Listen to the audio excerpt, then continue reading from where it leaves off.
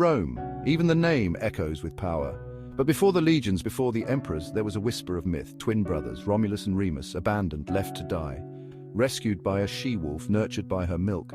This was the unlikely beginning etched in the Roman mind. Romulus, ambitious, marked out a city. Remus, skeptical, mocked the humble boundaries. A quarrel, a brother slain. From this primal act, drenched in symbolism, Rome was born.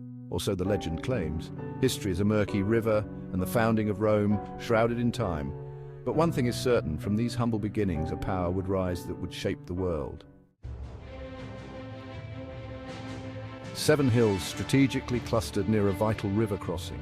This was the cradle of Rome, ruled first by a succession of kings, figures both just and tyrannical. Each left their mark, building temples, enacting laws, expanding Rome's reach. But the kings grew too powerful, their ambitions a threat to the burgeoning Roman spirit. The last king, Tarquin the Proud, his name a prophecy fulfilled, was overthrown. The Romans, weary of monarchy, vowed never again to be ruled by a single man. Little did they know their future held emperors who would make Tarquin look like a humble farmer. Out of the ashes of monarchy rose a new order, the Roman Republic, a complex system designed to prevent the concentration of power. 2 consuls, elected annually, shared command. The Senate, composed of elder statesmen, debated and advised. The people, through various assemblies, had their own voice. This wasn't a utopia. Power struggles between the patricians, the wealthy elite, and the plebeians, the common citizens, were constant. But through it all, Rome's star continued to rise. Conquest brought wealth, slaves, and territory. The Roman legions, disciplined and relentless, became a byword for military might. The Republic, forged in the fires of revolution, was ready to conquer the world. But first, it had to conquer itself. Enter Julius Caesar, a name synonymous with ambition and power. A brilliant general, a cunning politician, he rose through the ranks, captivating the masses and challenging the old order. His conquests in Gaul, modern-day France, expanded Rome's borders and filled its coffers, but Caesar's ambition proved his undoing. He crossed the Rubicon, a symbolic act of defiance against the Senate, igniting civil war. He emerged victorious, declared himself dictator for life. Rome, once a republic, now trembled beneath the rule of a single man. Caesar's reign was brief, cut short by assassins on the Ides of March. But the die was cast. The Republic was mortally wounded, and a new age, the age of emperors, was dawning. Section 5. Whispers in the Forum, Mysteries of the Roman State. The Roman state, a complex beast, was not all triumphs and legions. It was a civilization steeped in mystery, where the line between the known and the unknown was often blurred. The grandeur of Rome was built not just on military might and political power, but also on a foundation of secrets and whispers that echoed through the ages. Mysteries abound, whispers in the Forum, secrets buried beneath centuries. The Forum, the heart of Roman public life, was a place where deals were made and destinies were forged. Yet it was also a place where shadows lingered, and the air was thick with the unspoken. The very stones of the Forum seemed to hold the weight of countless untold stories. The Vestal virgins, chosen in childhood to tend the sacred fire of Vesta, goddess of the hearth. These women were more than just priestesses. They were symbols of Rome's eternal flame, guardians of the city's spiritual well-being. Their role was both revered and feared, as they held a unique position of power and influence within Roman society. Their lives shrouded in ritual and taboo, their power absolute. The Vestal virgins lived under strict rules, bound by vows of chastity and duty. To break these vows was to invite severe punishment not just upon themselves but upon the entire city. Their purity was believed to be directly linked to the fortunes of Rome, making their role both a privilege and a heavy burden. To break their vows was to invite the wrath of the gods upon Rome itself. The consequences were dire, often resulting in the Vestal being buried alive, a grim reminder of the sacred trust they held. This severe punishment underscored the importance of their role and the belief that the gods' favor was essential for Rome's prosperity. And what of the Sibylline books, ancient prophecies consulted only in times of dire peril? These enigmatic texts were believed to contain the fate of Rome, guiding the actions of its leaders during crises. The Sibylline books were kept under strict guard, their contents a closely guarded secret, known only to a select few. Their contents, known only to a select few, were said to hold the key to Rome's destiny. The priests who consulted these books were seen as intermediaries between the mortal world and the divine, their interpretations shaping the course of Roman history. The power of these prophecies lay not just in their words, but in the belief that they were the voice of the gods. Lost to history, their secrets tantalize us still. The Sibylline books, like many other aspects of Roman life, remain shrouded in mystery.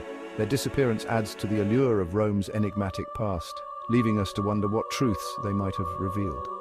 The fragments that survive offer only glimpses into the profound influence they once held. The Roman state, for all its outward grandeur, was interwoven with the mystical, the unknown.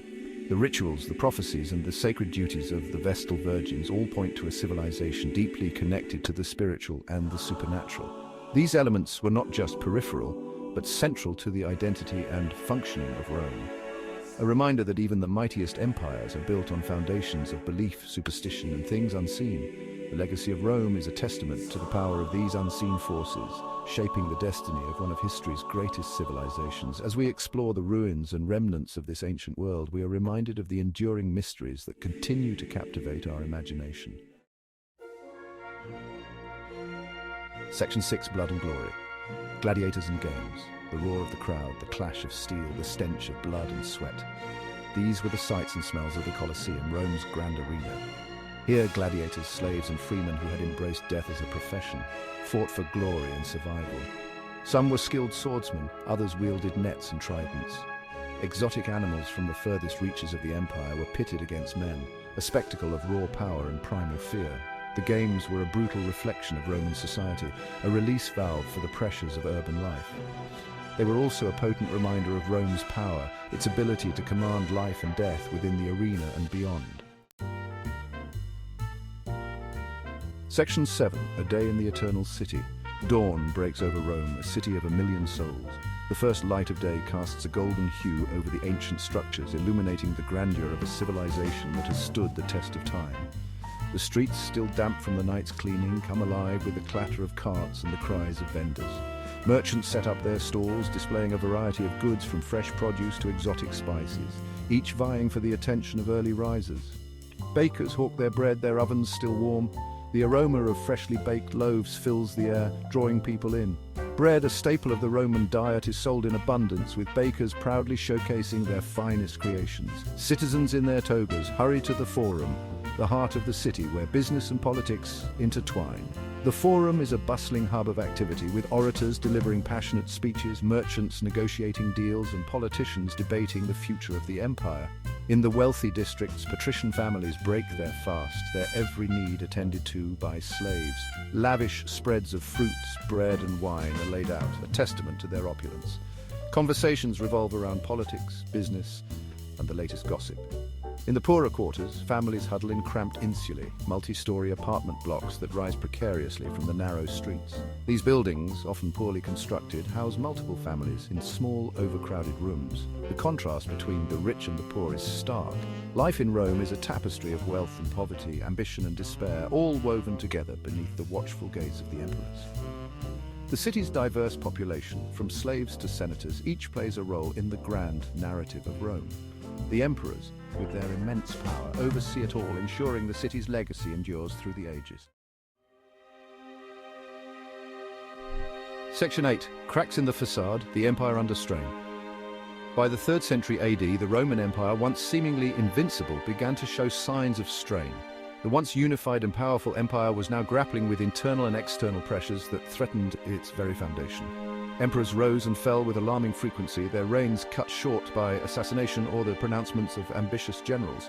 This political instability created a power vacuum, leading to civil wars and further weakening the central authority. The empire, vast and sprawling, was increasingly difficult to govern. The sheer size of the territory made communication and administration a daunting task. Regional governors often acted independently, further eroding the unity of the empire. In the west, Germanic tribes, driven by pressure from the east and lured by the riches of Rome, tested the empire's borders with increasing boldness. These tribes, once considered mere nuisances, now posed a significant threat as they launched raids and invasions into Roman territories. In the east, the Persian Empire, a constant rival, threatened Roman dominance.